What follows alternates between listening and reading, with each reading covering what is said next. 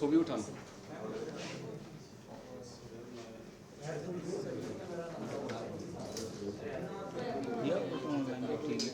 আজকে আমাদের ধৃত আসামি মোহাম্মদ কামরুল হাসান হিমেল মাননীয় প্রধানমন্ত্রীর সহকারী একান্ত সচিব এর ছবি সংবলিত ফেক ফেসবুক আইডি ব্যবহার করে এবং সরকারের বিভিন্ন উচ্চপদস্থ কর্মকর্তার পরিচয়ে ফেসবুকে পোস্ট দিয়ে জনসাধারণকে বিভ্রান্তিসহ নানাবিধ প্রতারণা করে বিভিন্ন ব্যক্তিদের কাছ থেকে অনৈতিক সুবিধা এবং অবৈধ তদবির করে আসছে। বিভিন্ন ব্যক্তির নামে নিবন্ধনকৃত সিম দিয়ে যোগাযোগ করে বিকাশ, নগদ এবং অসংখ্য ব্যাংক অ্যাকাউন্টের মাধ্যমে বিপুল পরিমাণ অর্থ হাতিয়ে নিয়ে আসছিল। মোহাম্মদ কামরুল হাসান হিমেল বিভিন্ন কাজে কমিশন দেওয়ার বিনিময়ে তার সহযোগী ধৃত শরীফের মাধ্যমে বিকাশ, নগদ এবং তার সর্বমোট ব্যবহৃত 60টি অ্যাকাউন্টের মাধ্যমে অর্থ উত্তোলন করে আসছিল।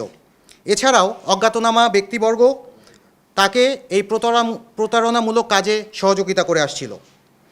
এরই প্রেক্ষিতে এই সব প্রতারকদের আইনের আওতায় আনতে র্যাবের সোশ্যাল মিডিয়া মনিটরিং, ছায়া তদন্ত এবং গোয়েন্দা তৎপরতা জোরদার করা হয়।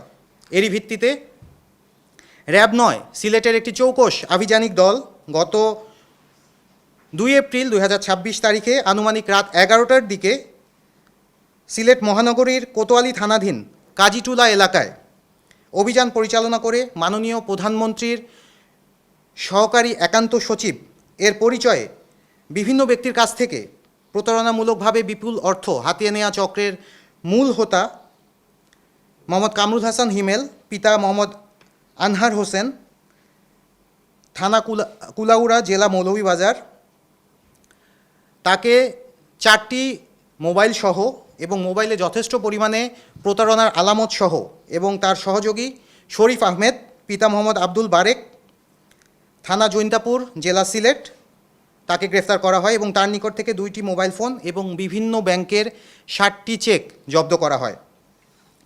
ধৃত কামরুল হাসানকে প্রাথমিক জিজ্ঞাসাবাদে জানা যায় সে দীর্ঘদিন যাবৎ তার পরিবার থেকে বিচ্ছিন্ন, তার পিতামাতা এবং ভাই বোনের থেকে সে বিচ্ছিন্ন। সে সিলেট মহানগরীতে একটি নিজস্ব ভাড়া বাসা করে সে একা সেখানে বসবাস করত এবং সে বিভিন্ন মাধ্যমে হোয়াটসঅ্যাপ অ্যাকাউন্ট খুলে মাননীয় প্রধানমন্ত্রীর সহকারী একান্ত সচিবের ছবি ব্যবহার করে এবং সরকারের বিভিন্ন উচ্চপদস্থ কর্মকর্তার সাথে যোগাযোগ করে আসছিল এবং তাদেরকে সাধারণ জনগণের পক্ষ থেকে বিভিন্ন ধরনের গণপূর্ত কাজ বা সড়কের কাজ বা বদলি, পদোন্নতি সহ এবং উচ্চপদস্থ কর্মকর্তাদের সাথে দেখা করে দেওয়ার প্রলোভনে সাধারণ জনগণের কাছ থেকে সে প্রতারণার মাধ্যমে বিপুল পরিমাণে অর্থ আদায় করে নিত।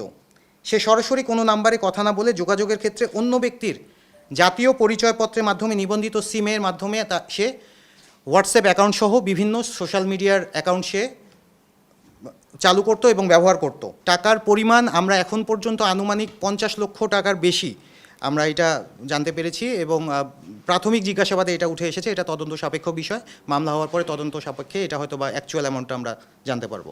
র্যাবের এই সারা দেশব্যাপী র্যাবের আইনশৃঙ্খলা পরিস্থিতি এবং সোশ্যাল মিডিয়া মনিটরিং এই ধরনের প্রতারণামূলক চক্রকে হাতে নাতে ধরার জন্য এবং সমাজের সার্বিক আইনশৃঙ্খলা পরিস্থিতির উন্নয়নে র্যাবের এই ধরনের কার্যক্রম আমাদের চলমান থাকবে।